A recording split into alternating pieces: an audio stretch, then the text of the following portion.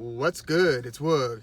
Devin Haney just beat George Kambosos Jr., nearly dominated George Kambosos Jr. to become the lightweight undisputed champion, capturing all of the belts. He held a share of the WBC title. He captured all of the belts that George Kambosos Jr. had earned against Teofimo Lopez in one of the biggest upsets of 2021. And although, to my eyes, and I feel like to most viewers and spectators' eyes, this one appeared to be, again, a near dominant victory for Devin Haney, who controlled majority of this fight strictly behind a jab. Yes, he would mix in some other tools, but George Kambosos never really figured the timing, the rhythm, the change of levels, the change of cadence. He never figured Devin Haney's boxing game, his defense, and his jab out. However, the judges' scorecards, and I don't want to harp too long on this, but the judges' scorecards were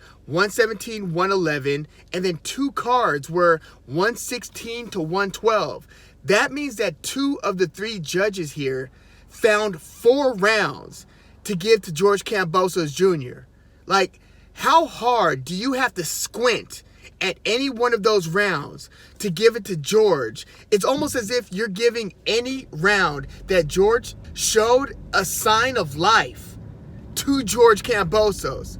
And that's the thing, like, if one fighter is dominating a fight round over round over round, because again, you're scoring this round over round, and as I'm watching this through 5, I had it 5-0 Haney. I thought maybe either the first or the second round could have been potentially a swing round, but that was only because George Kambosos landed like one right hand and one left hook, and that was it. So, and it wasn't even like a punch that gained a big reaction from Haney. Like, Haney didn't buckle, he didn't back into a rope, it was none of that.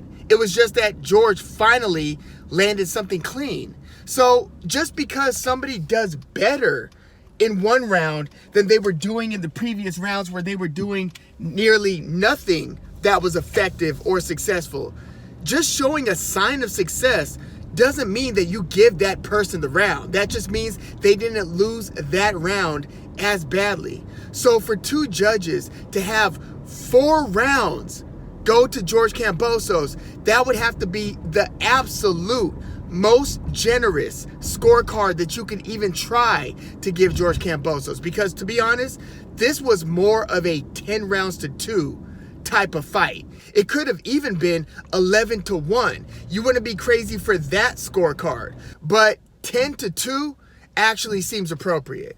Maybe 9 to 3 if you're gonna squint hard at a couple of the rounds to give to George Kambosos, but 8 rounds to 4, I personally didn't see the justification in 8 to 4. It was not that competitive of a fight. But let's talk about the fight, because, going in, I actually picked this one to be a decision draw. I thought it was either going to be like a majority draw or a split draw. And I know to pick a draw in a fight either shows some level of cynicism, skepticism. It basically comes with a few assumptions, just because it's very unlikely that a fight's going to result in a draw. Like, it might, but to come away or to go into it thinking that that's like the most likely outcome, it was basically because I thought that Devin Haney was going to win a close, competitive, like to the viewer's eyes, win a close 8 rounds to 4 type of fight. And you would then skew maybe a couple of the rounds that Haney looks like he could have edged, but it could also be interpreted as a swing round. I thought that maybe a fight that looks like it's 8 to 4 for Devin Haney could result in a draw. But this fight was not that. This fight, again, Devin Haney more or less dominated the fight behind a jab.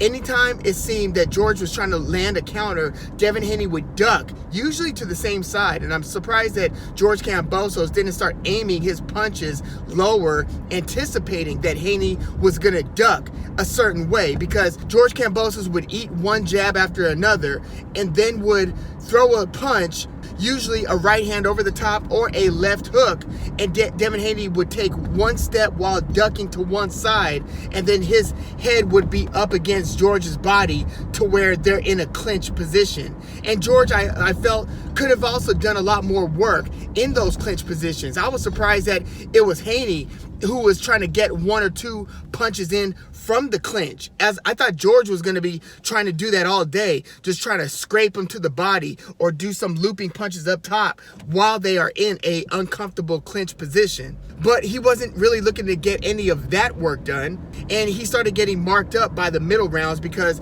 Haney just kept him at distance, kept him at range, and George Kambosos started looking tight and uncomfortable by like the second and third round, to where by the fourth or fifth, I'm looking at this like, damn, this is starting to look like a landslide, and George might get into some trouble if Haney wants to put his foot on the gas, as George seems like he's incapable of reliably hitting Haney, to where you could see that he started to lose confidence in his own punches. Yes, he would continue to sell out on some of his punches, and sometimes he looked terribly off balance, falling into the ropes. It was some of the misses in the middle to late rounds, but he looked like he wasn't able to throw punches with any confidence of those punches landing, which, I mean, that's a psychological mind bend for an opponent if you don't have trust in your own punches connecting. Because, you know, I've heard fighters say in the past, I think it was Oscar Valdez, says it's not throwing all the punches or the work rate or pace that's tiring, it's throwing your punches and missing. Well, George Kambosos did a lot of missing in this fight against Devin Haney. And, you know, to be honest, what this fight looked like to me is what I would have imagined Devin Haney versus George Kambosos would look like a year ago or 2 years ago, as Devin Haney was working up the ranks and George Kambosos was still a relative unknown, you know, fighting close fights with an aging Mickey Bey, and then obviously a close disputed decision win against Lee Selby. If you were to ask me who would win, Devin Haney, this kid who's on the come up, who we know has been trained by Eddie Mustafa, Floyd Mayweather Sr., Ben Davison, or this might have even been before the Ben Davison, you know, Haney bringing Davison in, but when you got a blue chipper fighting a guy who, you know, you don't see his ceiling as being tremendously high. That's how I view George Kambosos around the time of the Mickey Bey and Lee Selby fights. But this fight looked like what I would have imagined Devin Haney versus George Kambosos to look like before George Kambosos beat Teofimo Lopez, because going into the fight, I thought this is a tale of two Kambosos, and I don't know which one to believe. The one before the Teofimo Lopez fight or the one that beat Teofimo Lopez. But Teofimo Lopez fought a terribly strategic or non-strategic fight against Kambosos, where he was just so hard right hand heavy, where he wasn't even really setting up his power punches. He was just looking to blast George Kambosos because he thought that he was that much better than him, to where he didn't have to fight an intelligent fight. So Teofimo Lopez wasn't working behind a jab, wasn't setting up the angles, wasn't doing a ton of feinting. He was just looking to land a big bomb. And you knew going into Kambosos versus Haney that Haney wasn't going to fight that type of non-strategic fight. He just wasn't going to do it. So I knew that he wasn't going to employ the same bad strategy that Teofimo Lopez did, but I still thought that some of that Teofimo Lopez versus George Kambosos fight was actually the real George Kambosos, and that, you know, maybe the real George Kambosos is somewhere in between the Mickey Bey and Lee Selby fights and that performance against Teofimo Lopez. But like, George Kambosos couldn't even get a good jab going.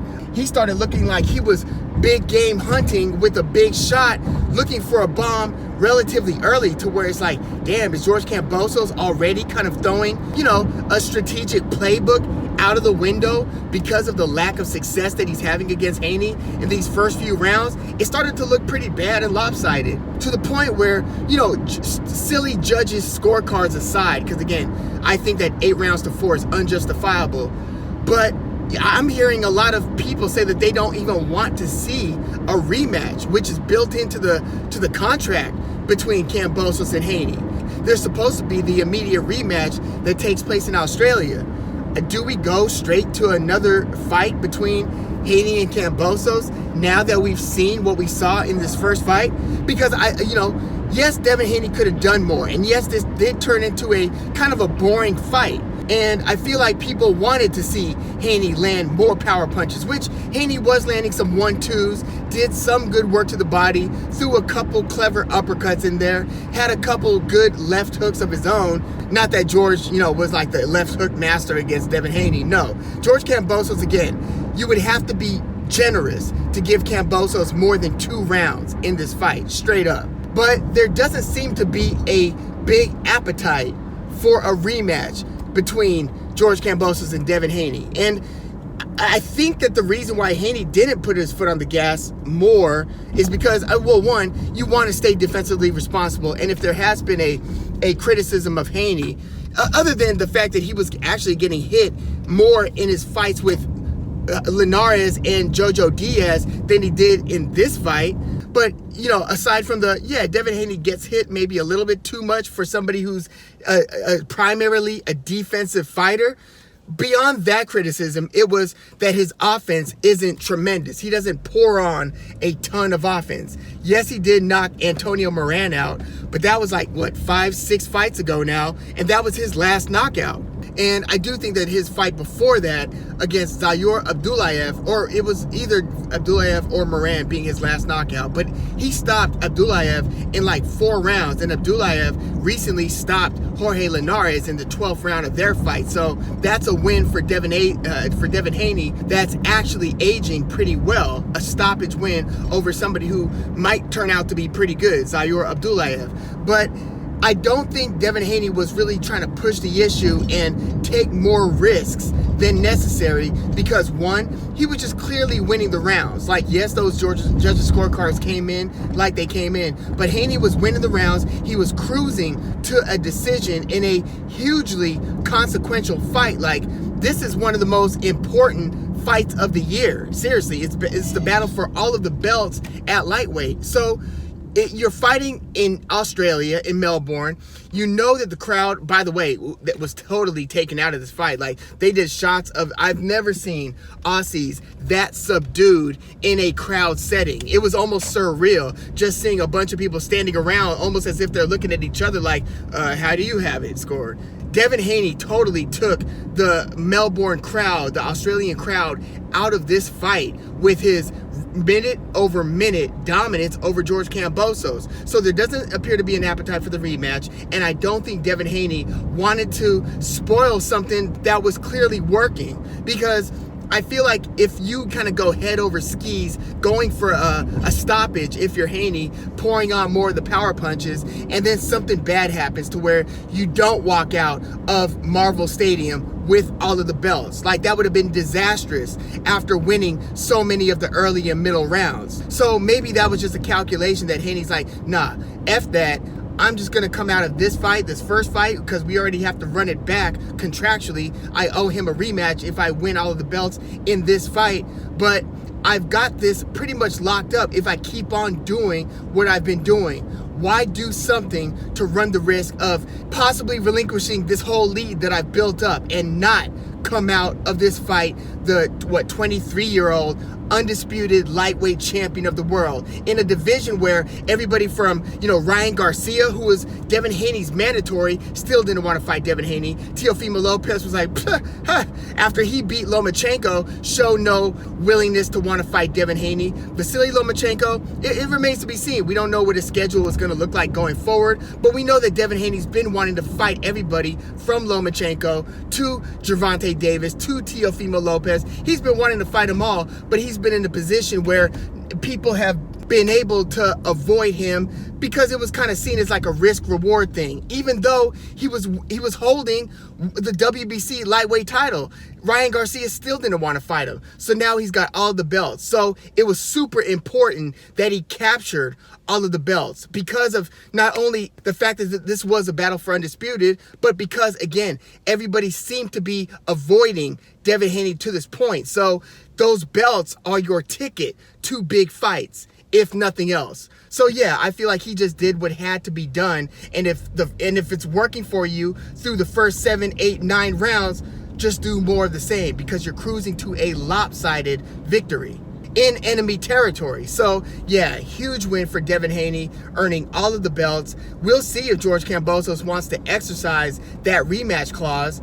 I'm trying to think about what he could have done significantly different to get better results. I haven't yet come up with the answer. I mean, he could have, again, done more work on the inside when they're in the clinch, maybe try to throw more jabs and to try to get some jab going, even if it's just to throw something for Haney to look at that you could put the power punches behind, rather than just waiting for Devin Haney to give you opportunities to counter.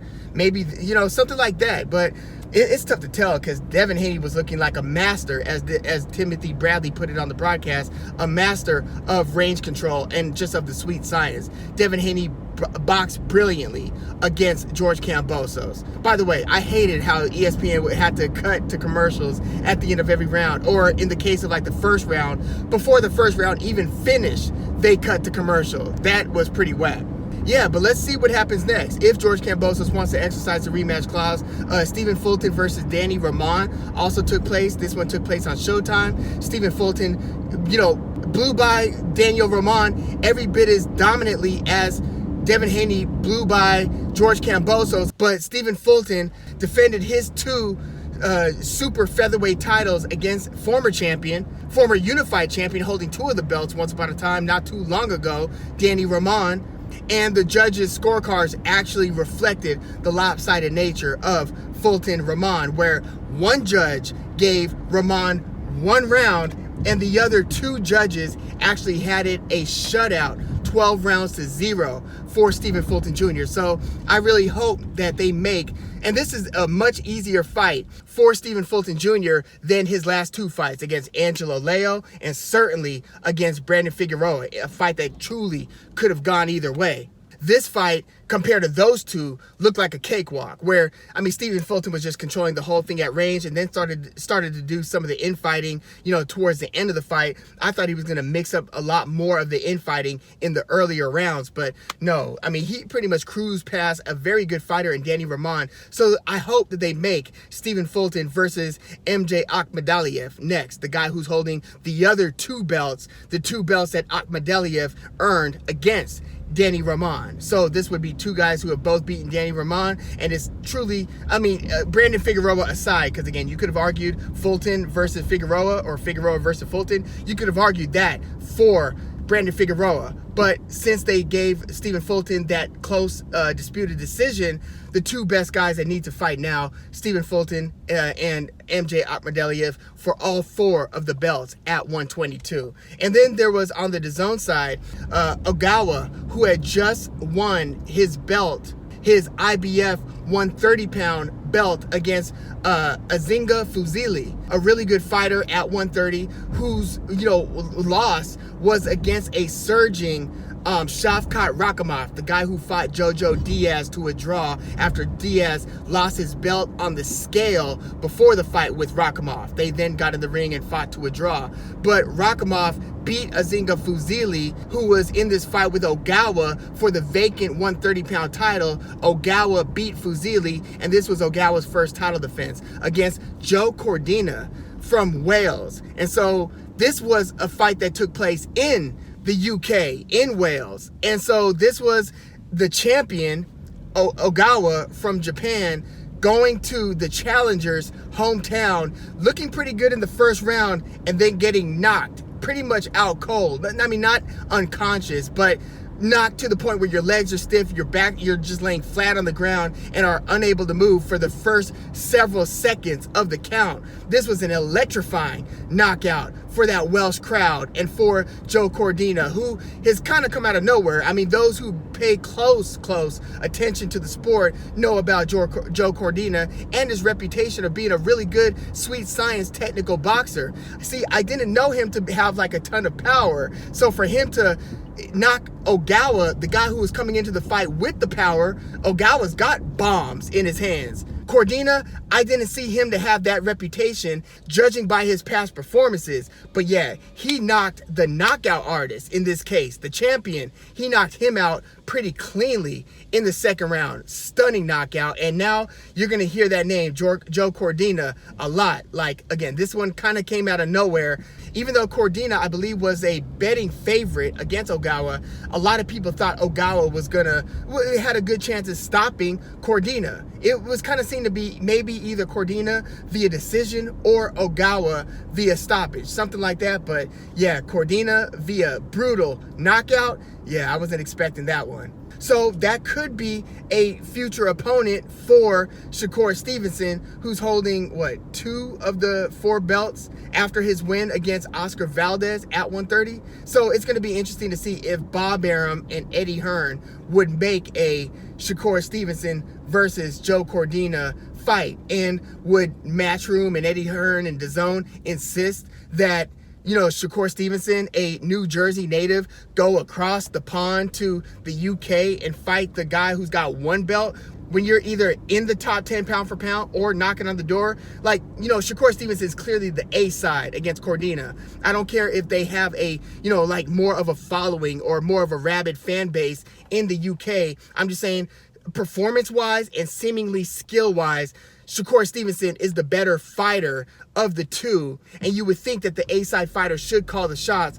but boxing doesn't always work that way. So we'll see if Shakur Stevenson, which it could also behoove him to go across the pond and to beat or to fight, and I'm assuming beat Joe Cordina if they fight. I mean, that's probably who I pick. I'm going to do more film study going into this one, but my gut tells me Shakur Stevenson beats Joe Cordina. But if he goes over there, you could also develop more of a following by winning a big fight, a unification fight in enemy territory on foreign soil to, you know, further boost your own following. So there could be a strategic reason for Shakur Stevenson to agree to go across the pond to fight Eddie Hearn, Matchroom's guy, Joe Cordina. But yeah, let me know what you thought about this weekend of action. We're about to get the rematch between Naoya Inoue and Nonito Donaire. And so check out the preview. I just dropped that one. But yeah, let me know what you thought about George Kambosos versus Devin Haney, the battle for undisputed at lightweight.